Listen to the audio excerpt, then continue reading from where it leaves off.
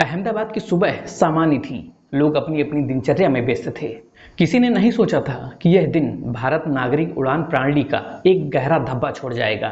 12 जून 2025 को air India की flight AI 171 जो अहमदाबाद से लंदन के गेटविक एयरपोर्ट के लिए उड़ान भर रही थी, जहां टेकऑफ के कुछ मिनटों बाद ही क्रैश हो गया। यह हादसा न केवल 222 जिंदगियों को ले गया, बल्कि एक पूरे राष्ट्र की आत्मा को भी झकझोर दिया। इस विमान में 230 यात्री और 12 क्रू मेंबर सवार थे। सभी लोगों की अपनी अपनी अलग कहानियां थीं।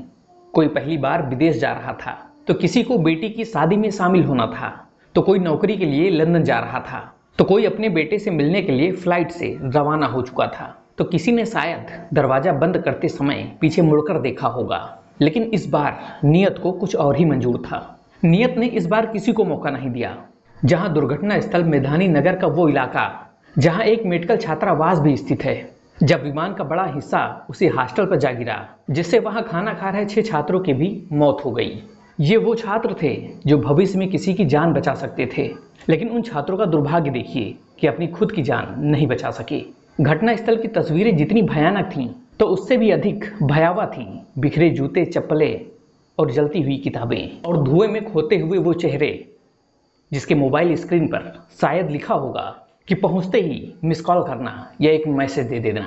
किसी के हादसे में जान चली जाए ये एक अलग बात है, लेकिन बिना अलविदा कहे दुनिया को छोड़ जाना ये एक काल्पनिक दुख होता है। जहां एयर इंडिया के ड्रीम लाइन विमान को आधुनिकता से, सुरक्षा तकनीकी से लैस बताया जाता था, लेकिन अब सबसे बड़ा सवाल उठता है कि आखिर ये हादसा कैसे हुआ। क्या विमान में पहले से कोई तकनीकी खराबी थी, या फिर मेंटेनेंस में लापरवाही बरती गई, या फिर एक दुर्भाग्यपूर्ण संयोग था। कैप्टन सुमित सबरवाल जो इस विमान को उड़ा रहे थे, वे 8,200 घंटे की उड़ान वाले अनुभवी पायलट थे। उनके साथ सह पायलट क्लाइवर कुंदर भी थे, जिनके पास पर्याप्त उड़ान अनुभव था। आखिरकार दोनों ने आखिरी क्षण तक विमान को कंट्रोल करने की कोशिश की। जहां ब्लैक बॉक्स में मिली रिकॉर्डिंग में कैप्टन की अंतिम आवाज जो दर्ज हुई थी, जिसमें उन्होंने हैम डे कॉल दिया था, जिसमें उन्होंने मदद की रिक्वेस्ट की थी और विमान की ऊंचाई तेजी से गिरने की सूचना दी थी। इससे यह तो स्पष्ट होता है कि विमान ने अचानक कंट्रोल खो दिया और प्लेन क्रैश हो गया। प्रशासन ने रेस्क्यू ऑपरेशन करने में देरी नहीं की। दमकल विभाग, NDRF, पुलिस और स्थानीय नागरिक मौके पर पहुंचे। वहां पर पहुंचते ही लोग मदद करना चाहते थे, लेकिन मदद करते भी तो किसकी, जहां चारों ओर जहाज का मलबा और लोगों के शव बिखरे थे। लेकिन असली त्रसादी तो तब शुरू हुई थी जब अस्पतालों के बाहर परिजनों की चीखने की आवाज़ें सुनाई देने लगीं। जो लोग हंसी खुशी से कुछ घंटे पहले अपनों को एयरपोर्ट पर छोड़कर आए थे, वही लोग अब अस्पतालों में अपनों की राख की थैलियां ढूंढ रहे थे।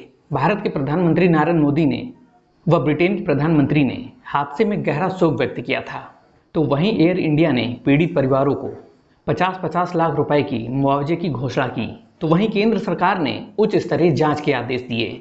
लेकिन इन सबसे अलग इतिहास बताता है कि अधिकतर मामलों में ऐसी ही जांच रिपोर्टें जो महीनों तक लंबित रहती हैं और आखिरकार जांच का दायरा ठंडे बस्ते में चला जाता है। लेकिन यह जरूरी है कि इस बार न केवल हादसों के कारण को स्पष्ट किया जाए, बल्कि यह भी पता लगाया जाए कि क्या हादसा रोका जा सकता था। यह केवल तकनीकी विफलता नहीं है, बल्कि यह हमारी प्रणाली की असफलता भी है। क्या विमान के उड़ने से पहले समुचित परीक्षण हुआ था? क्या ग्राउंड स्टाफ ने किसी गड़बड़ी को अनदेखा किया था? ये सारे सवाल अब जनता के हैं और जवाब भी जनता चाहती है। जहां कई हादसों के बाद हम अधिकतर संवेदनाएं प्रकट करते हैं, मोमबत्तियां जलाते हैं, सोशल मीडिया पर पोस्ट डालते हैं और भूल जाते हैं, लेकिन इस बार बदलाव होगा। यह केवल हादसा नहीं था, बल्कि एक चेतावनी है। यह हमें बताता है कि आधुनिक तकनीकी और चमकदार हवाई जहाज भी अगर सिस्टम की लापरवाही के साथ उड़े तो वो उड़ान नहीं बल्कि मौत बन जाती है। इस हादसे में कई परिवार ऐसे भी थे जिनका एकमात्र सदस्य कमाने वाला था, जो इस हादसे में चला गया। जहां 6 साल की बच्ची की तस्वीर वायरल हो रही थी, जो अपने दादा दादी के साथ पहली बार विदेश जा रही थी। उसके साथ साथ उसकी गुलाबी गुड़िया भी राख में मिली, एक नवविवाहिता भी जो ससुराल के लिए रवाना हुई थी, लेकिन अब वो अपने ताबूत में घर लौटेगी। ये केवल आंकड़े मात्र नहीं हैं, ये मौत की वो कहानी है जिसे भूल पाना आसान नहीं होगा। तो इस हादसे के बाद हमें 2 काम जरूर करने चाहिए। पहला, पीड़ित परिवारों को हर संभव सरकारी, कानूनी और मानसिक सहायता दी जानी चाहिए। और दूसरा, इस हादसे में जिन जिन लोगों ने अपनी जानें गंवाई उनको वो मुआवजा मिलना चाहिए जो लोगों ने अनाउंस किया है।